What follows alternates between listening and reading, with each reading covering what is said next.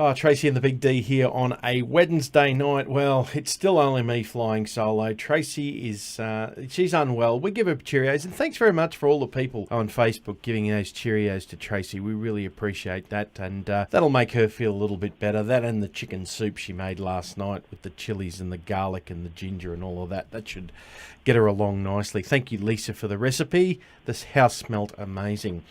As you know, Tracy and I do a lot of judging around the festival circuit, keep up to date with what's happening. And one of the ones that we did earlier on in the year was the Bundaberg Country Music Festival, the Bundy Muster.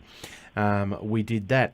And I've got to tell you that we saw a young bloke get up there. We only saw him once on stage, but we were taken by his sound, his band. We really enjoyed it. So we thought we might find out a little bit more about him. His name is Ben Spargo, and he joins me now. G'day, Ben. How you going? Good, Darren. How are you? Mate, very well. You certainly made an impression on Tracy and I back there at Easter time with your music. You do a lot of...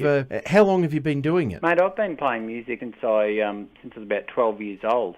Basically, like most people, you hear Bryan Adams and Bon Jovi, and it's not long before you give up the hairbrush to try and hone your skills on a guitar, you know. And you say Bon Jovi, Bryan Adams, they were your main influences, but you certainly got an eclectic sound about your music. Obviously, it's more than just the rock songs that you were listening to. Oh, most definitely, mate. Most definitely.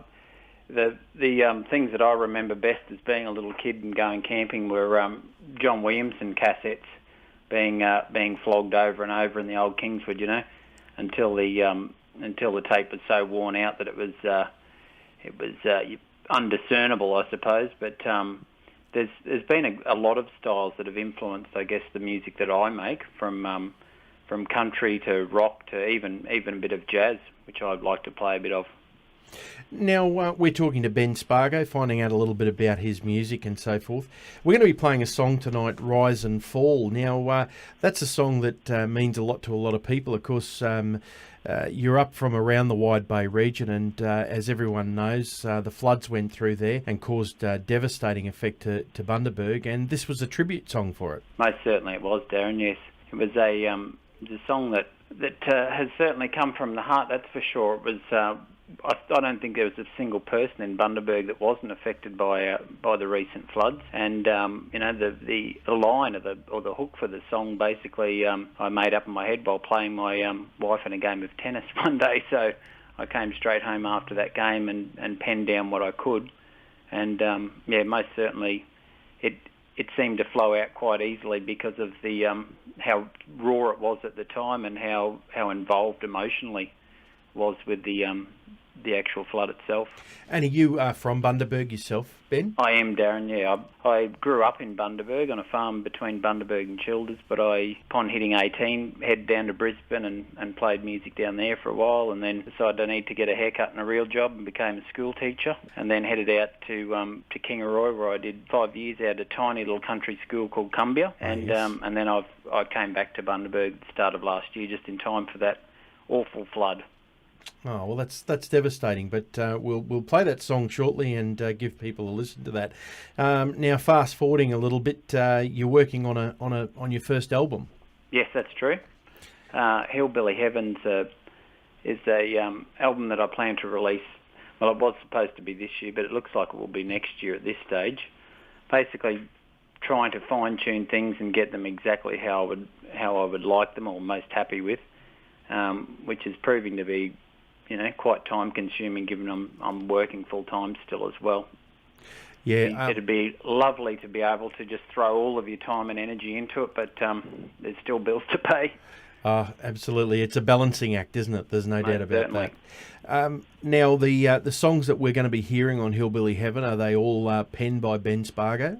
Yes, they are, Darren. Okay. Now, what at Bundaberg, when we were there at the festival, we saw you playing with a band. Is that a regular get together for you guys? My brother and I play quite regularly together. The bass player and drummer can change a little bit from gig to gig.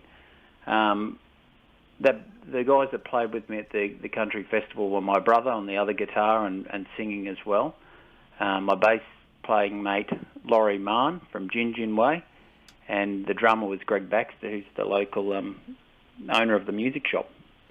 Oh, So we do play together a fair bit, but it wouldn't be out of the ordinary to also see someone else on drums or someone else on bass, depending on who's available for the gig up here at the time. That's life of a muso, I think. That's the life of a muso at any time. Don't worry about that. Now, if people want to know more about Ben Spargo, you're on Facebook.